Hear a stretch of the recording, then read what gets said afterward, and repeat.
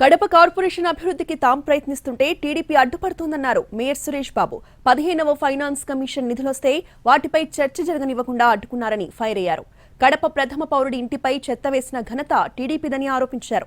కార్పొరేటర్లను భయపెట్టి టీడీపీలో చేర్చుకుంటున్నారని అన్నారు.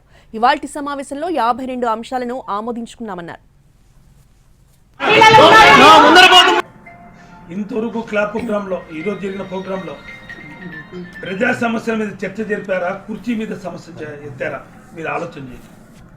ఈరోజు బర్నింగ్ ఇష్యూ ప్రజా సమస్యలది 15th ఫైనాన్స్ కార్పొరేషన్ దాంట్లో నిధులు వస్తే ఆ తీర్మానం చేయలేదని గడిచిన 6 నెలల నుంచి మేము తీర్మానం చేయాలనుకుంటున్నా. 2 నెలల నుంచి మీ జాగిరా జనరల్ బాడీ మీటింగ్ పెట్టండి, ఇన్యాంటిసిపేట్ అప్రూవల్ ఇవ్వకూడదు, మీరు చేయాల్సిందే అని మాట్లాడిన వ్యక్తివి ఈరోజు ప్రజా సమస్యల మీద ఆలోచించి కమిషన్ని ఒప్పించి ఈ మీటింగ్లో తీర్మానం చేయాలని మేము చేస్తే ఈ మీటింగ్ కూడా జరగనీయకుండా చేయాలని చూస్తాం. ఈరోజు ఛాలెంజ్ చేస్తున్నా, 7 నెలలు అవుతుంది ప్రభుత్వం వచ్చి ఒక్క పైసా కడప నగరానికి ఒక పైసా